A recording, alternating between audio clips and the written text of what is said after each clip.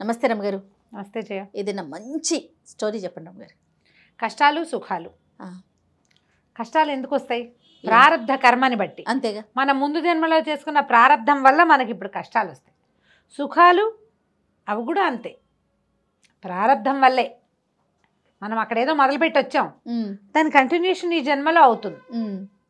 నువ్వు ఎక్స్పెక్ట్ చేయవు, నీకు అక్కర్లేదు, నువ్వు అక్కర్లేదు, నువ్వు అనుకోవు, నీకు ఐడియా లేదు, ఆసక్తి లేదు, అయినా కూడా వస్తాయి.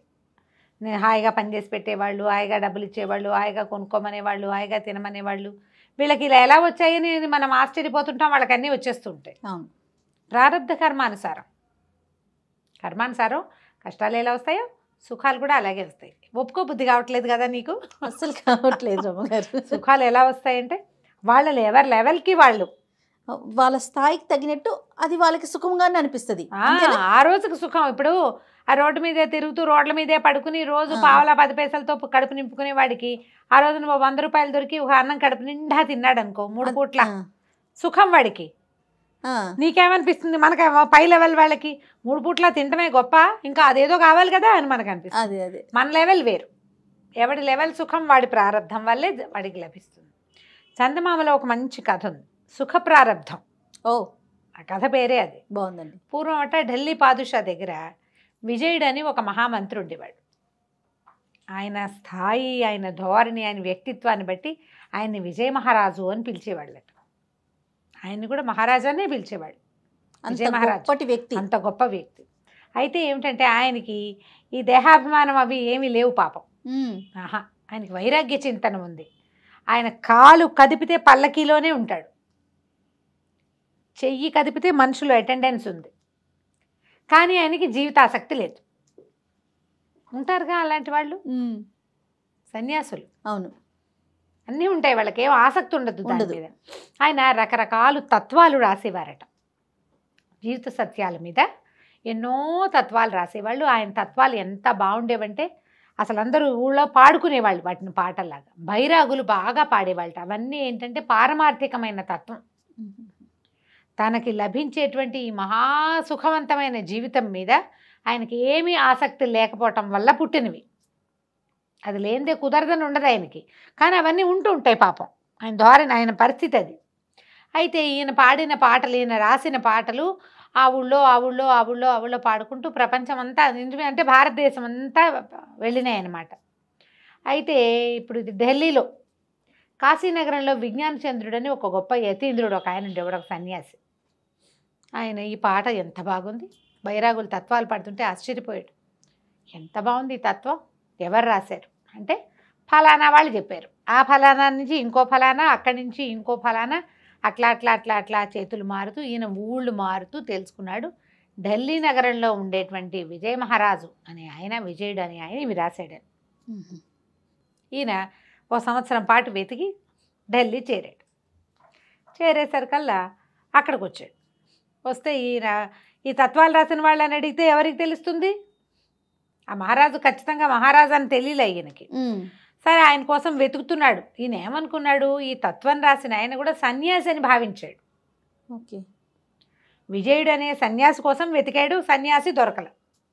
అయితే ఒకనాడు ఒక దీని సత్రంలో బస చేశాడు. వాకిట్లో ఒక బిచ్చగాడు ఒకడు తంబుర మిడుతూ పాట పాడుకుంటూ వస్తున్నాడు. అది ఈయన విన్న తత్వమే, అది ఆ విజయ మహారాజు రాసింది. ఈయన ఆ బైరాగిని పట్టుకున్నాడు, బిచ్చగాడిని. ఏరా అబ్బాయి, ఎక్కడిది ఈ పాట, ఎవరు రాశారంటే మా ఢిల్లీ మంత్రి విజయ మహారాజు రాసిన తత్వం, మేమందరం పాడుకుంటాం అన్నాడు. అనేసరికల్లా ఏమిటి మహారాజా అంటే, మహారాజు కాదండి ఆయన మంత్రి, కానీ ఆయన మేము మహారాజు అని పిలుచుకుంటాం ఈ ఊళ్ళో, ఆయనే ఇట్లాంటి అద్భుతమైన తత్వాలు రాస్తాడు, ఇవి బయటకు వస్తాయి, మా ఊరంతా పాడుకుంటామండి. ఈ ఊళ్ళోకి వచ్చిన బైరాగులు వాళ్ళు వీటిని నేర్చుకుని సన్యాసులు అక్కడ అవతల వీటిలలో కూడా, అంటే అప్పట్లో తిరిగేవాళ్ళు బైరాగి జనం. ఏముంది, తత్వాలు పాడుతూ తిరిగితే ఎవరో ఒకళ్ళు ఒక ముద్ద పెడితే ఆ ముద్ద తిని తత్వం పాడుకుంటుండే. తత్వం లోపలికి వెళ్ళే తాదాత్మ్యత కోసం పాడుకునేవాళ్ళు, భిక్షాటన కోసం పాడుకునే పాట కాదు అది. దాంతో ఈయన ఏం చేశాడు, ఆయన్ని కలవాలని వెళ్ళాడు. వెళ్తే ఇట్లా బైరాగులు, సన్యాసులు, యతీంద్రులు, యోగులు ఎవరైనా వస్తే ఆయన దర్శనం ఇచ్చేవాడు వెంటనే. వెళ్ళేసరికల్లా ఆ సభ అక్కడికి వెళ్తుంటే ఆశ్చర్యపడి, ఏమిటి ఇది, పాలరాతి మందిరం, బంగారపు ఇవి వేళ్లాడుతున్నాయి, ఏమంటారు, తోరణాలే, బంగారు తోరణాలు.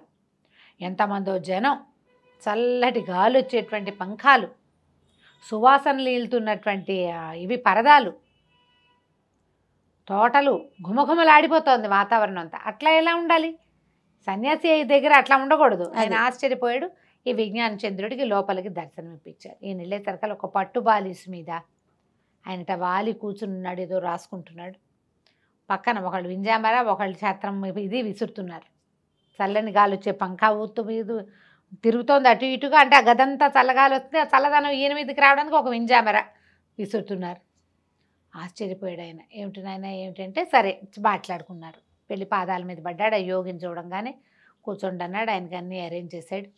అప్పుడు ఈయన ఏమన్నాడు, నువ్వు ఇట్లా సుఖాలు అనుభవిస్తూ తత్వాలు రాయటం ఏమిటి?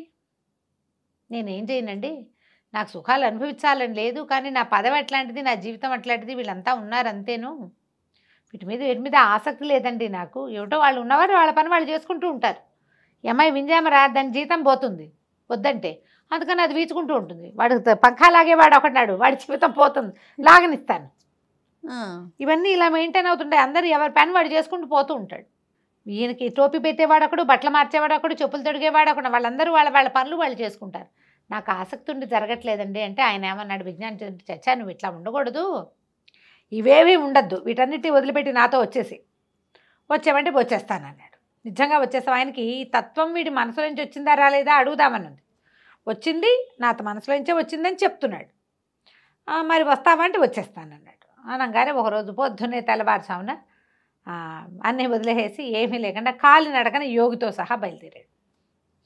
మధ్యాహ్నం బాగా ఎండ ముదిరేదాకా నడిపించుకుంటూ తీసుకుపోయాడు. నడవగా ఒక ఎడారిలో నడుస్తున్నారు వాళ్ళు. ఢిల్లీ నుంచి బయటికి వెళ్ళాలంటే ఆ ఎండలు ఎండాకాలమే, అది ఎడారిలోనే నడిచారు. ఒక మర్రి చెట్టు ఉంది ఆ ఎడారిలో కొసగా.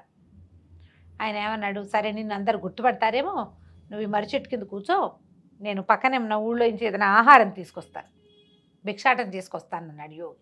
ఏం తెచ్చుకోవాలి ఆ ఫుడ్డు? అప్పటిదాకా నడిచారు, మధ్యాహ్నం 2 దాకా, తెల్లవారుజాము నుంచి పాపం. సరే ఈయన ఏం చేశాడు, ఆ మర్రి చెట్టు నీడని కూర్చునేసరికి కాస్త మాగన్గా కునుకు పట్టింది, కాళ్ళు జప్పు పడుకున్నాడు మట్టిలోనే. ఇంకా వస్త్రం లేదు, దుప్పటి లేదు, పరుపు లేదు, నథింగ్ డూయింగ్, ఏం లేవు కదా, ఏం తెచ్చుకోలేదు కూడా వాళ్ళు. యోగికి మాత్రం ఒక సంచి ఉంది, ఈయన దగ్గర అది కూడా లేదు. పడుకున్నాడు. పడుకుంటే ఏమైంది, నేపాల్ రాజుగారు ఆ వైపు నుంచి వస్తున్నారు. ఆయన విజయచంద్రుడిని కలవడానికి వస్తున్నాడు.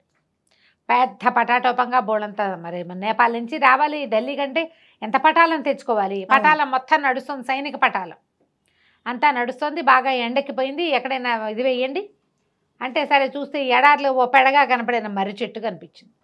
సరే మర్రి చెట్టు కింద గుడారం వేస్తామని ఆ మొత్తం పటాలం అంతా ఇటు నడిచి వచ్చింది. దగ్గరకు వచ్చి చూసేసరికల్లా ఎవరో పడుకున్నారు చెట్టు కింద, వాడు ఎవరో లేపండి అన్నారు. దగ్గరికి వెళ్ళి చూస్తే విజయ మహారాజు పడుకున్నాడు. జనాలు ఆశ్చర్యపోయారు, ఇదేమిటి మహారాజు కింద పడుకున్నాడు?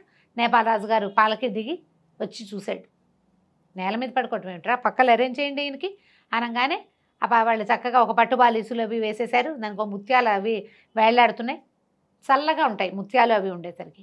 ఈయన పడుకుని వాడిని పడుకున్నట్టు అలాగా లేవనెత్తి మంచం మీద పడుకోబెట్టారు.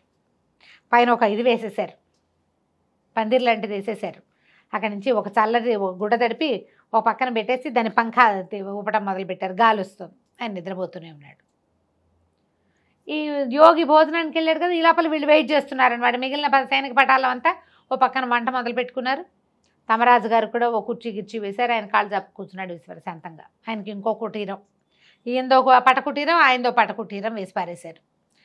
అటు ఊరెళ్ళి ఏదో కాస్త 4 ముద్దలు అన్నం మోసుకొచ్చిన ఆయన నడుచుకుంటూ దూరం నుంచి చూసేసరికల్లా మర్రి చెట్టు కింద పెద్ద పటాలం విడిచి కనపడింది. అవురవురా, విజయ మహారాజు నాతో బొట్టి కాళ్ళతో వచ్చినట్టు నటించాడు, ఈ పటాలం అంతా మధ్యాహ్నానికి తెమ్మనుంటాడు, చూసావా వదలలేదు, సుఖలాలసత్వం పోలా అతనికి అనుకున్నాడు అని హుటాహుటిన రైమని నడుచుకుంటూ వచ్చాడు. వచ్చి చూస్తే ఏముంది, ఎవరున్నారంటే విజయ మహారాజు ఉన్నారు, మీరెవరన్నారు. నేను అతను నాతోటే వచ్చాడన్నాడు. ఈయన లోపలికి వెళ్ళి చూస్తే ఆయన బాలిస్ మీద పడుకుని నిద్రపోతున్నాడు, పట్టు బాలిసుల మీద. ఈయన వెళ్ళి లేపాడు. ఆయన ఉలికిపడి లేచి, ఇదేంటి ఇవన్నీ ఎక్కడి నుంచి వచ్చినాయి అని అడుగుతున్నాడు. ఆయన నువ్వే తెచ్చుకున్నావు కాదా అన్నాడు. నేను తేలేదన్నాడు.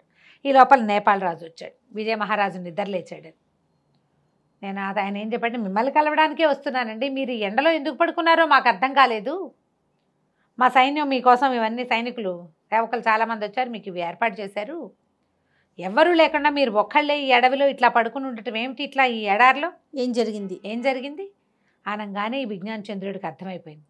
నేను ఇతనికి సుఖాల నుంచి లాక్కొచ్చి ఎండలో దిక్కుమాలిన పరిస్థితుల్లో ఏ ఒక దిక్కు లేకుండా ఉంచినా అతనికి రావాల్సిన సుఖం ఆ టైంకి అలా వచ్చేసింది వాడి ఎత్తి మీదకి. వద్దనుకున్నా కూడా, అదే కదా, కావాలనుకుని కాదు, వద్దనుకున్నా వచ్చేసింది.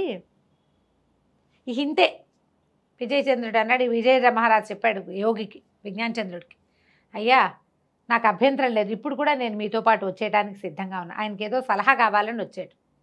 సలహా చెప్పేస్తా, మీ వెనకాల వస్తానండి, వెళ్ళిపోదాం మనం అడవుల్లో ఎక్కడైనా ఉందాము అన్నాడు. అంటే విజ్ఞానచంద్రుడు తెలుసుకున్నాడు, వద్దునైనా నువ్వు సుఖప్రారబ్ధుడివి, నేను అడవికి తీసుకెళ్ళినా ఏదో ఒక పటాలం వస్తుంది అక్కడికి నేను సుఖపెట్టేందుకు, నువ్వు ఇలాగే ఉండు, ఇది నిన్ను ఏనాడు వదిలిపోతుందో అప్పుడు చూద్దాం, నీకు అవసరమైతే అప్పుడు నాకు కబురు చెయ్యి, నేను నిన్ను వెంట పెట్టుకు తీసుకెళ్ళను అని చెప్పి ఆయన దారిని ఆయన వెళ్ళిపోయాడు. ఈ నేపాల్ రాజు పటాలలో 2-3 ఏనుగులు ఉన్నాయి. ఒక ఏనుగులో ఈ విజయ మహారాజుని ఎక్కించి మళ్ళీ ఢిల్లీ మహానగరానికి తీసుకెళ్ళిపోయారు. చూడండి, ఇలా వస్తాయా అని అడుగుతావు నువ్వు, ఖచ్చితంగా వస్తాయి. ఎవరి లెవెల్ని బట్టి వాళ్ళకి ఎవరికి కావాల్సింది వాళ్ళకి కావాల్సినవి కాదు. ఎప్పుడు కూడా నేను చెప్తానా, రావాల్సినవి వస్తాయి, రావాల్సింది గ్యారంటీగా వస్తుంది. కథ చూడండి ఎంత బాగుందో, చాలా బాగుంది రమ్మ గారు, సుఖ ప్రారబ్ధం అద్భుతంగా ఉంది. నమస్తే. నమస్తే.